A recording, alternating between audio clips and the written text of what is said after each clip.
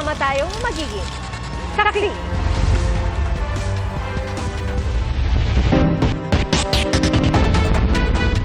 Rumaragas ang baha na may kasama pang lahar ang naranasan sa ilang bahagi ng Ginobatan, Albay. Ang pag-ulan doon dulot ng habagat na nagpapaulan din sa Visayas at ilang bahagi ng Mindanao. Saksi si Jamie Santos.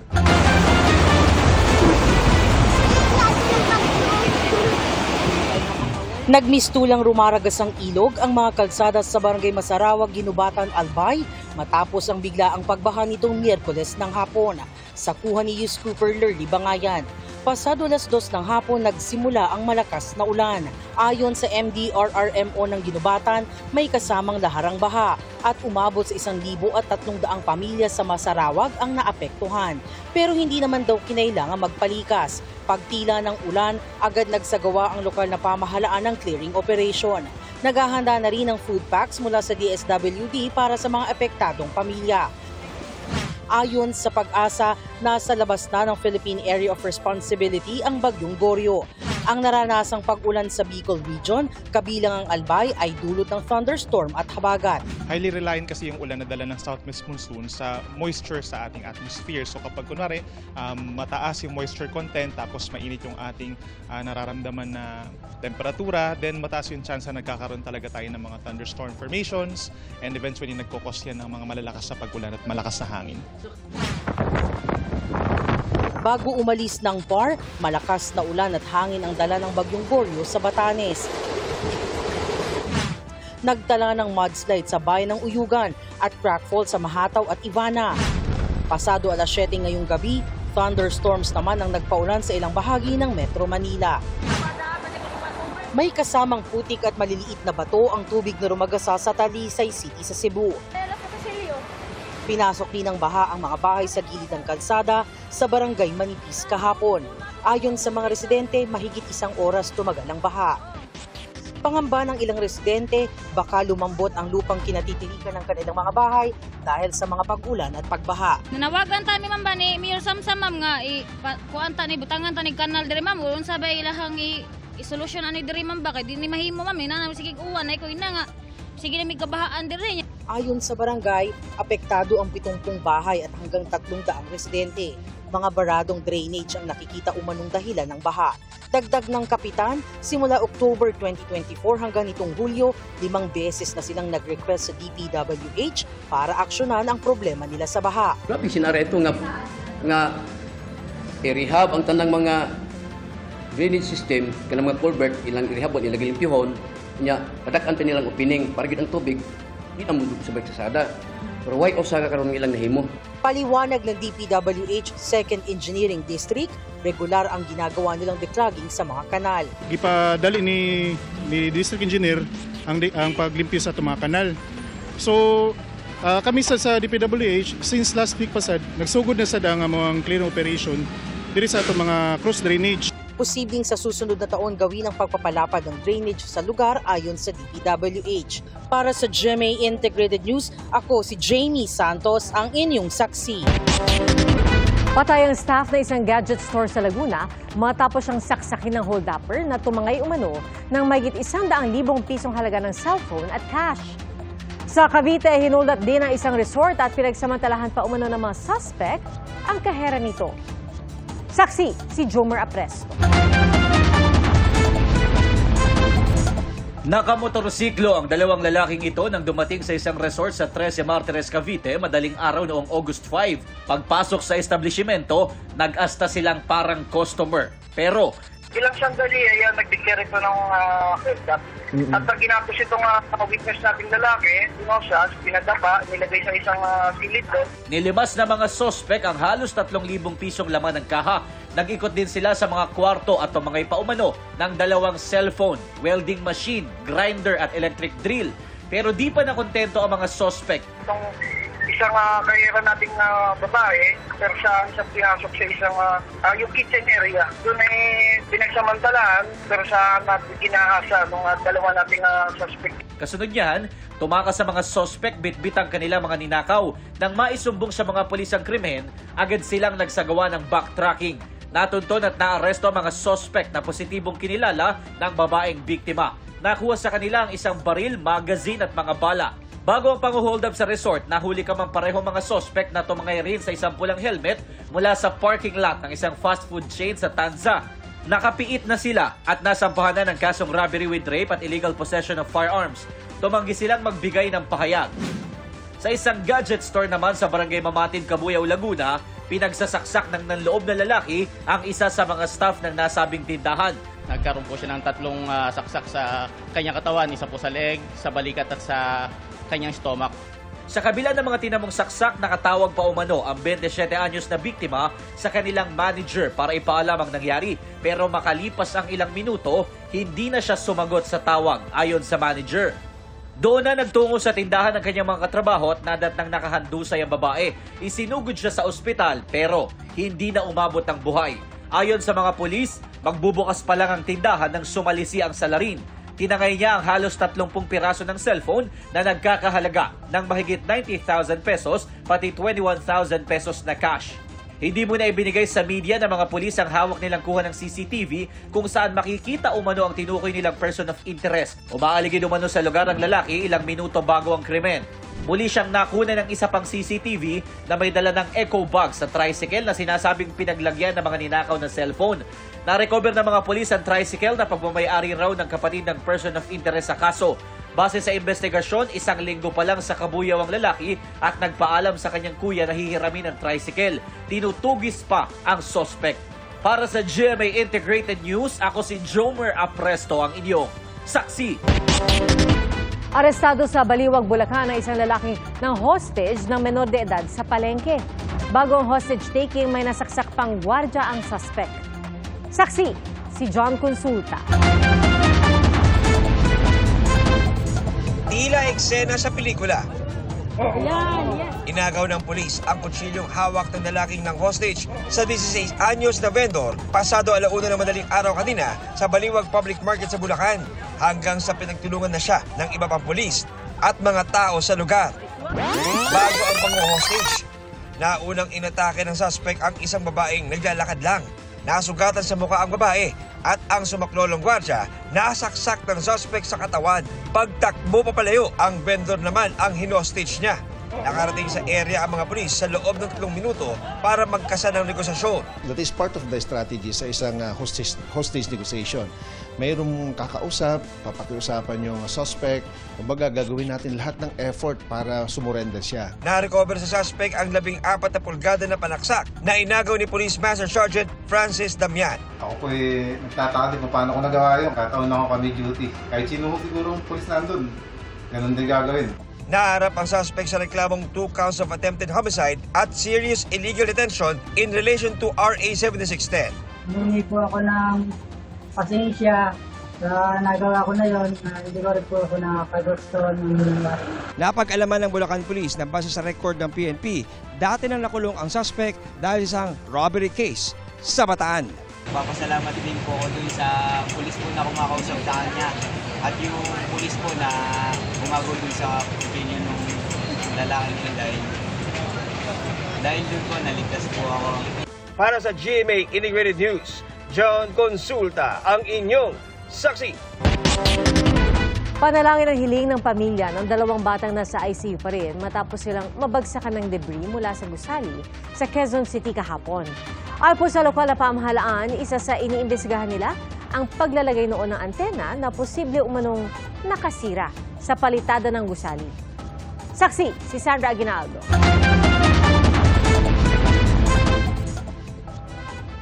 Naoperahan na pero critical pa rin ang kalagayan ni Carl Jaden Baldonado.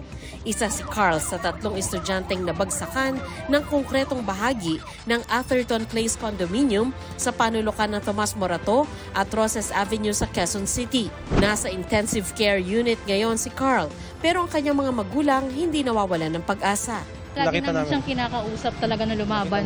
Kasi nakikita namin ang gauge namin, lumalaban siya kaya kailangan lumaban din kami para sa kanya. Kasi sa amin siya kukuha ng lakas. Gusto ko lang din magpasalamat sa mga lahat ng tumutulong sa amin ngayon sa patuloy na pagdadasal niyo sa anak ko. Maraming salamat po.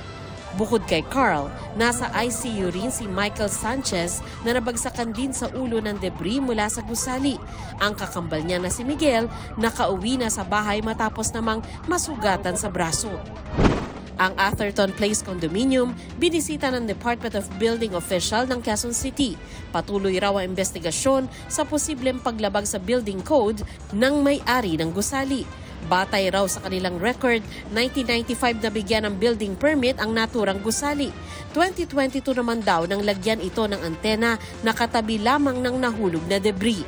Maaring may naging epekto yung pagkabit ng antena kaya na-disturb siguro yung palitada. During yung antena kasi that was installed about 2022. Taon-taon naman daw iniinspeksyon ng gusali pero hindi raw structural ang problema ng gusali kundi architectural. Yung mga structural, titingnan namin yung mga column kung maayos pa yung mga biga. Meron din yung electrical components. Tinitingnan namin yung mga breakers nila kung hindi umiinit. So yun yung mga subject ng inspection. Pati mechanical, mga elevators, ini-inspection din namin. Unfortunately, ito kasi mga architectural to eh. So hindi kasama talaga sa inspection namin. Hindi rin daw nakapag-submit ng tao ng maintenance program ang pamunuan nito. Sinikap namin hinga ng panig ang Atherton pero walang humarap sa amin. Habang gumugulong ang investigasyon, rekomendasyon ng local government, palitan na nila yung palitada nila. Tsaka in the meantime, maglagay sila ng canopy.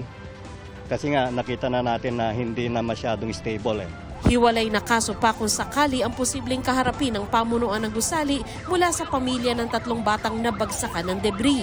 Pero ayon sa kanilang mga pamilya, tinututukan muna nila ang kalagayan ng mga bata. Kailangan pa po namin ng patuloy pong panalangin. Para sa GMA Integrated News, Sandra Aguinaldo, ang inyong saksi. Arestado ang 8 Chinese national na sangkot umano sa illegal pogo operations sa Davao City. Iginasa ang operasyon matapos makatanggap ng sumbong ang mga otoridad mula sa mga residente. Reklamo ng mga residente, palagi umano silang nakaririnig ng nagsisigawan o kaya'y nag-aaway mula sa establishmento tuwing madaling araw. Nakumpiska sa mga dayuhan ang mga computer at cellphone na ginagamit sa online gambling. Sinapahan sila ng reklamong paglabag sa anti-cybercrime law. Sinusubukan pa silang makunan ng pahayag. Planong imbestigahan ng Tri-Committee sa Kamara ang mga questionable umanong flood control project. Pero hindi pabor dito si Presidential son at House Majority Leader Sandro Marcos. Saksi, si Maki Pulido. Nang manalasa ang magkakasunod na bagyo at habagat sa Visayas nitong Hulyo, binaha ang Iloilo City kung saan may namatay, gayon din sa Oton at iba pang bayan sa probinsya. Sinisi ni Iloilo City Mayor Raisa Treñas ang anyay mga palpak na infrastruktura, hindi tapos na mga proyekto at ghost o nawawalang flood control projects. Aabot anya sa 4 na bilyong piso ang halaga nila sa loob lang ng 2 taon. Yung iba hindi namin makita kasi sometimes sa projects naka-specify lang, naka-general lang, slope protection for Iloilo or walang specific address.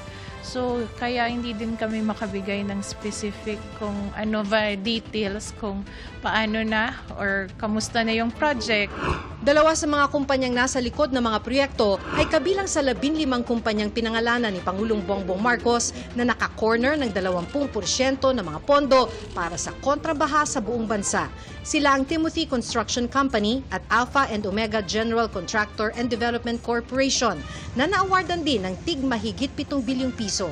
Sabi ni Mayor Treñas, sa Iloilo City, 600 million pesos na ang kabuuang project cost para sa 4 na flood control project ng St. Timothy at Alpha and Omega. Pero wala anya sa project description ng 2 proyekto kung saan itatayo ang mga ito, habang ang 2 walang ginagawang proyekto sa nakalistang lugar. Ang Iloilo City District Engineering Office ng DPWH ang implementing agency ng mga naturang proyekto. Kinakalampag pa ng City Hall ng DPWH para makakuha ng ibang detalye. Kaya ghost talaga kasi inahanap natin, hindi natin mahanap. Nagtatago.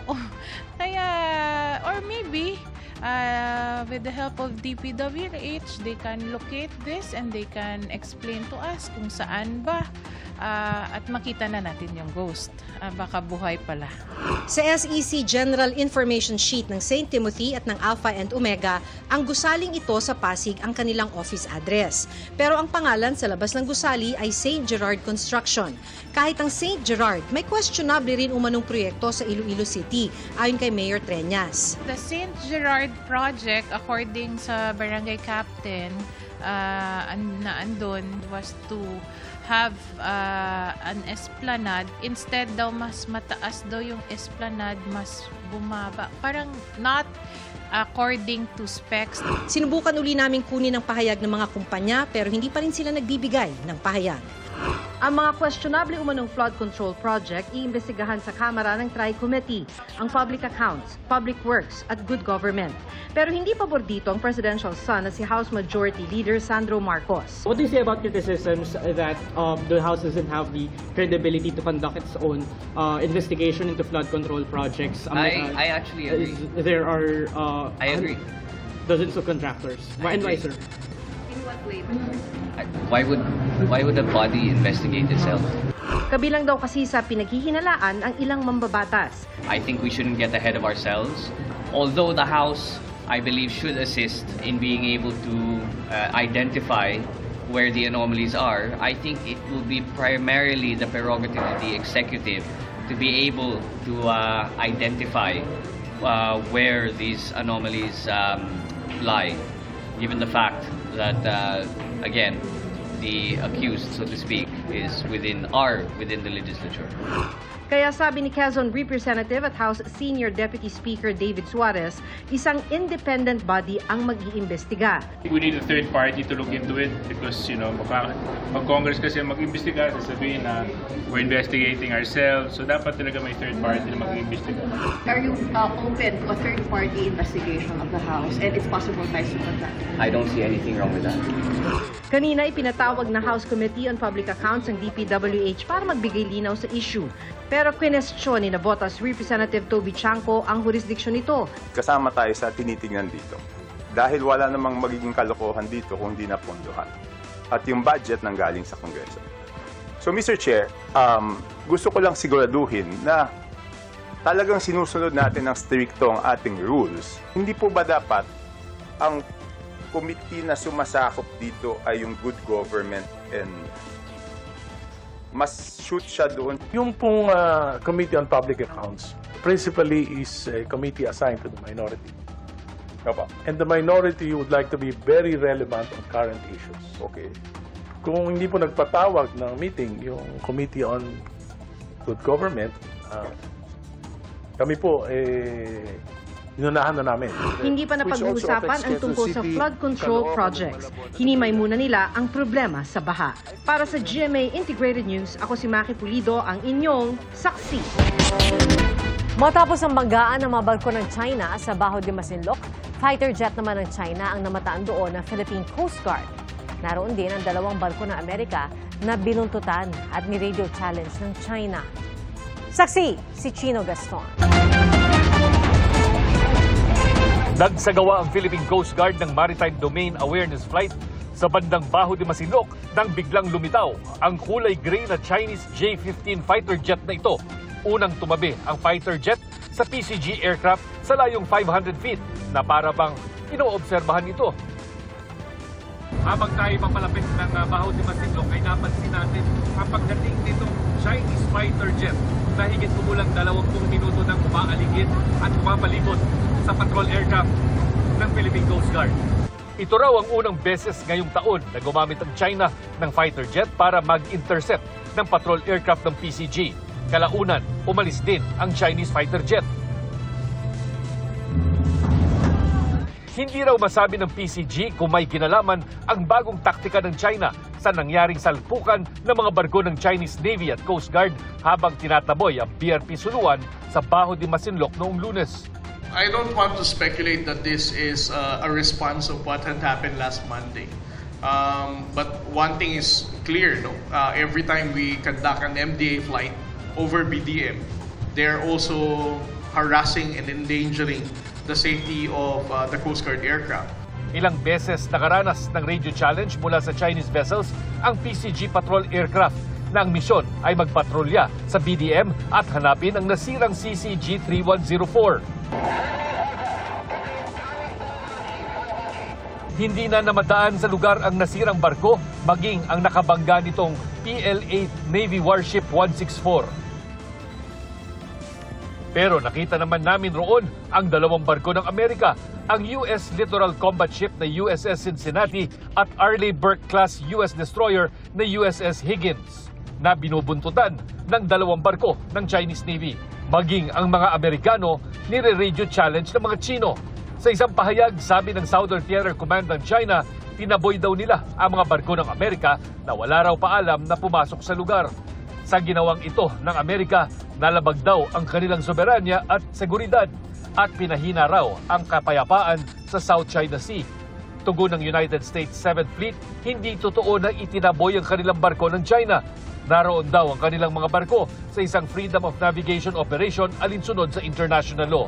Dinidepensahan daw ng Estados Unidos ang kanilang karapatan na lumipad, maglayag at mag-operate sa anumang pinahihintulutan ng batas. Bagay na hindi umano mapipigilan anumang sabihin ng China. Kalaunan, nilisan rin umano ng USS Higgins ang bahagi ng South China Sea na labis umanong inaangkin.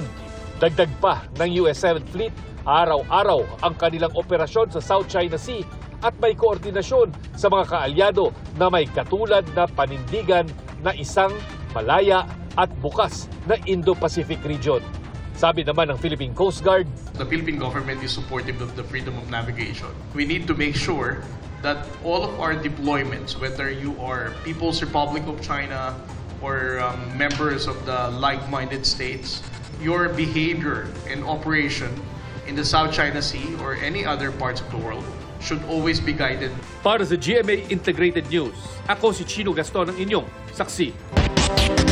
Nadagdagan pa ang mga bansa na kumukundina sa pinakabagong pangaharas ng China sa West Philippine Sea. Saksi si JP Soriano.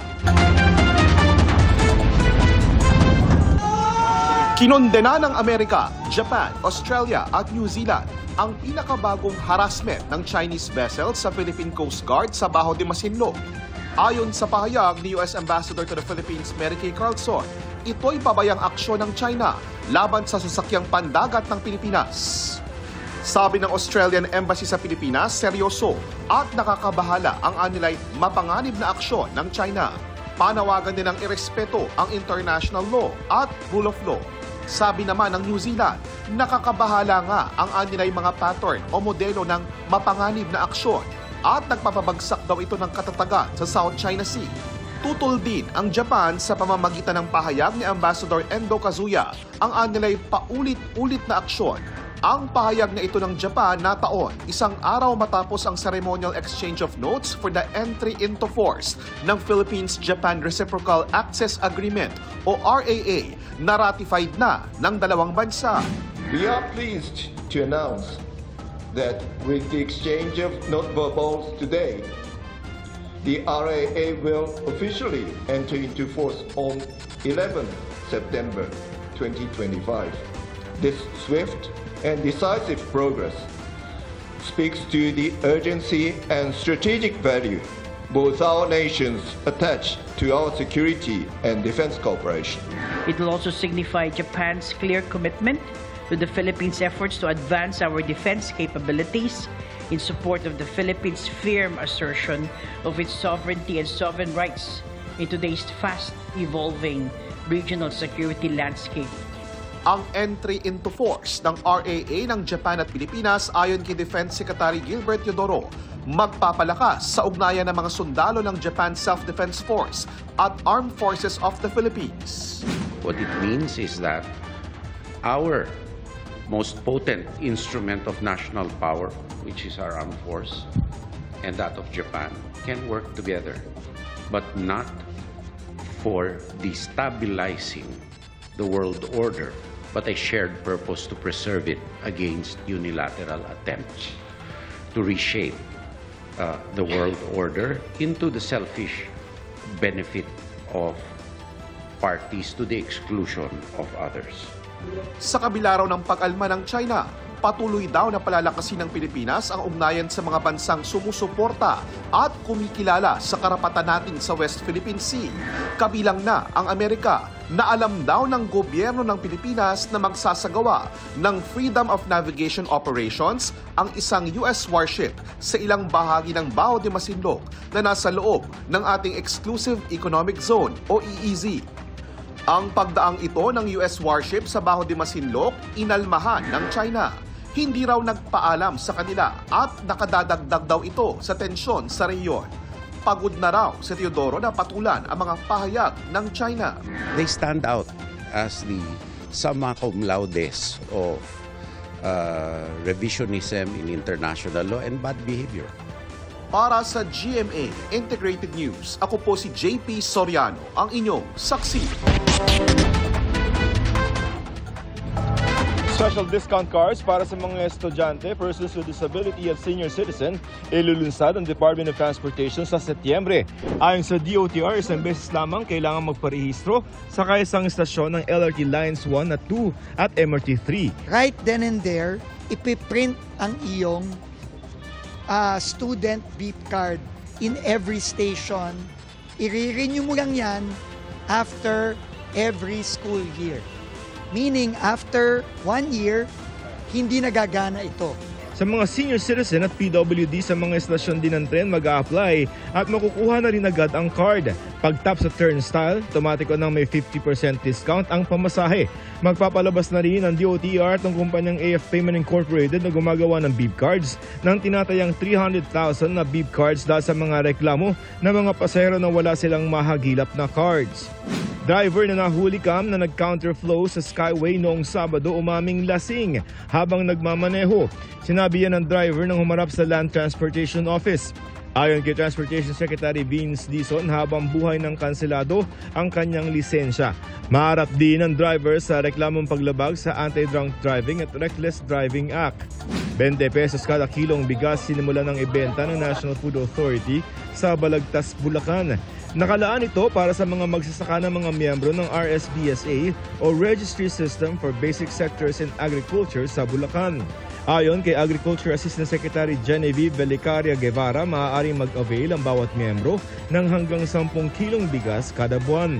Ayon pa sa NFA, prioridad nilang mabentahan ng mga maliliit na magsasaka dahil hindi sapat ang kanilang ani para makapagtabi ng palay para sa kanilang sarili. Sa ngayon, ayon sa NFA, may 18 warehouse ang ahensya na patuloy na nagbebenta ng murang bigas. Para sa GMA Integrated News, Joseph Morong, ang inyong saksi. Nilagdaan ni Pangulong Bongbong Marcos ang batas na nagpapaliban sa barangay at sangguniang kabataan elections ngayong taon. Sa bisa ng Republic Act 12232, naurong sa Nobyembre 2026 ang naturang eleksyon at magiging 4 na taon na ang termino ng kasalukuyang mga opisyal ng barangay at SK. Gagawin na rin kada 4 na taon ang pagsasagawa ng barangay at SK elections sa halip na kada 3 taon. Kasunod nito, inaasang ilalabas ng COMELEC ang implementing rules and regulations kaugnay ng bagong batas. Tiniyak ng liderato ng Kamara na agad nilang sisimulan ang mga pagdinig sa 2026 National Expenditure Program na ipinasa ng Department of Budget and Management. Saksi, si Tina Panginiban Perez.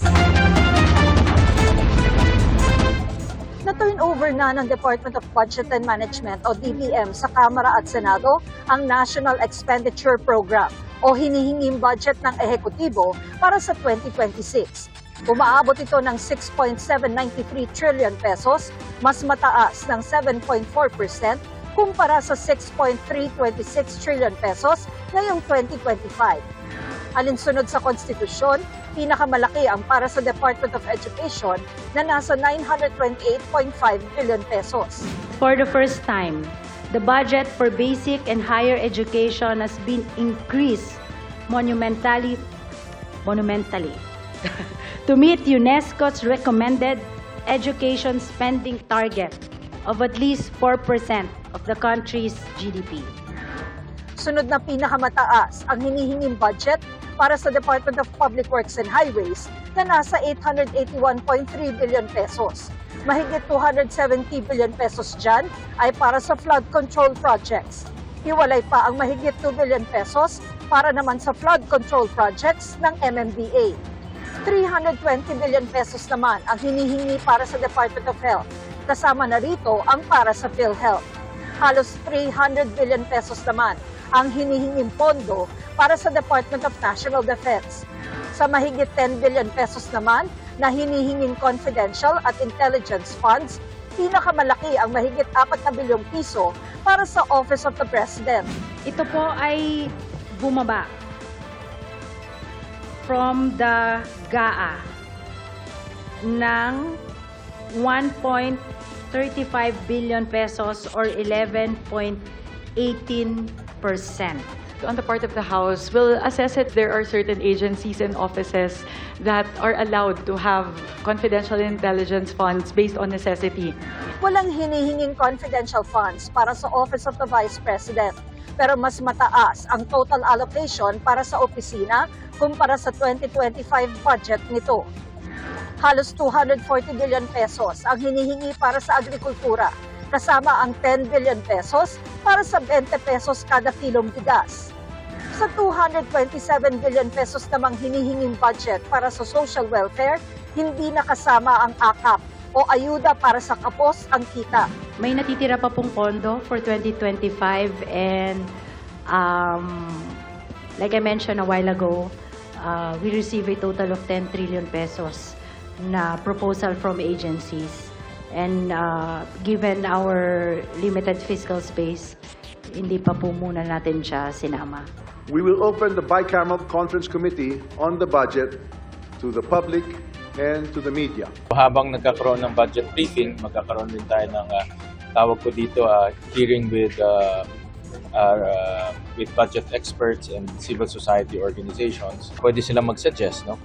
Para may sapat na panahong suriin ang budget, inurong ang pag-adjourn ng Kongreso mula October 3 patungong October 10.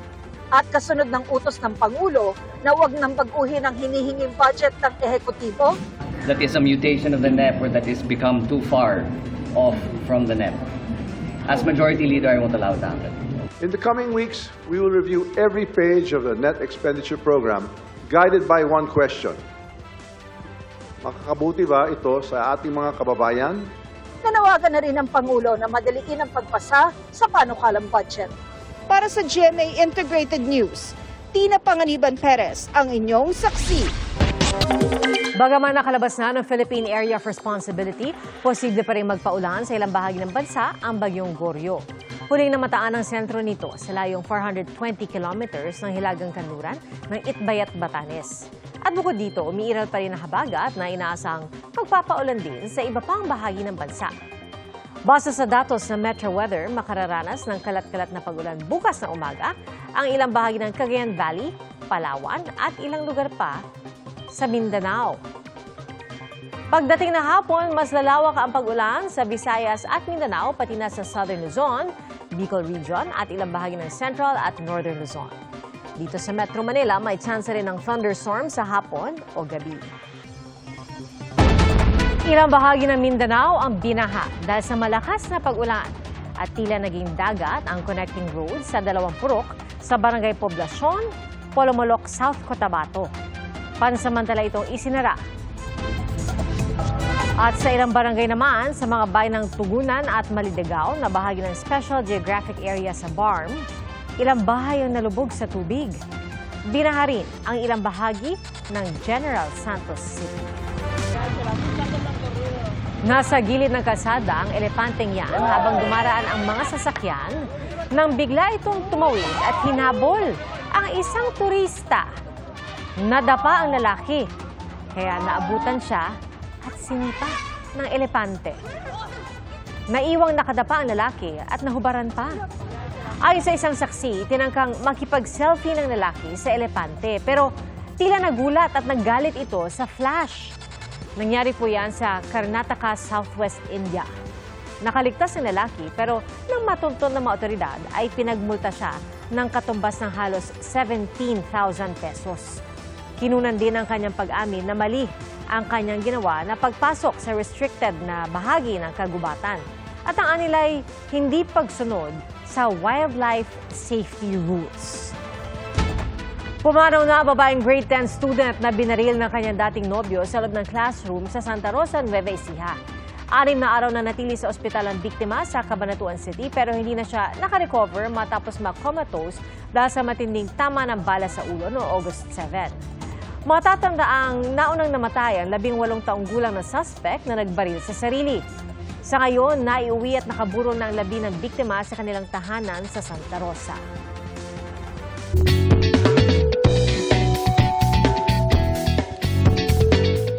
Kakaibang Squid Game ang pinasok na isang mangingisda at content creator na si Chris mula Sibuyan, Romblon. Ang kanyang nakalaban, mismong pusit. Habang hinahango niya ang kanyang nahuling pusit, bigla nila siyang binugahan ng napakaitim na tinta nito dyan pa mismo sa kanyang mukha. Ayon kay Chris, sanay na naman siyang mabugahan nito at agad niyang hinuhugasan ang mukha dahil malagkit ang tinta. At may mga pagkakataong nagsusuot na nga siya ng helmet. Naglalabas ng maitim na tinta ang mga pusit bilang depensa laban sa mga predator.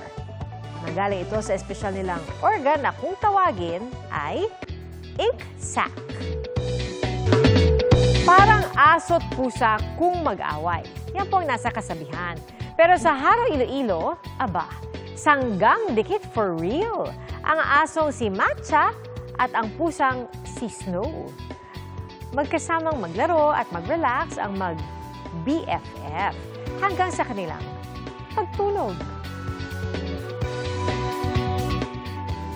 Sa Mexico, espesyal ang paglilibot ng robot na asong si Waldog. Ang kanyang misyon, magturo ng animal rights sa mga bata at may edad at kung paano maging mas mabait sa mga hayop. Ayon sa may-ari, magagamit din ng robot dog sa pagtukoy ng basura, pati na lubak sa kalsada at sa pagpaparehistro sa mga asong gumagala. Mga kapuso, salamat sa inyong pagsaksi. Ako po si Pia Arcangel para sa mas malaking misyon at sa mas malawak na paglilingkod sa bayan. Mula sa GMA Integrated News, ang News Authority ng Filipino. Hanggang bukas, sama-sama po tayong magiging saksi! Mga kapuso, maging una sa saksi. Mag-subscribe sa GMA Integrated News sa YouTube para sa iba't ibang balita.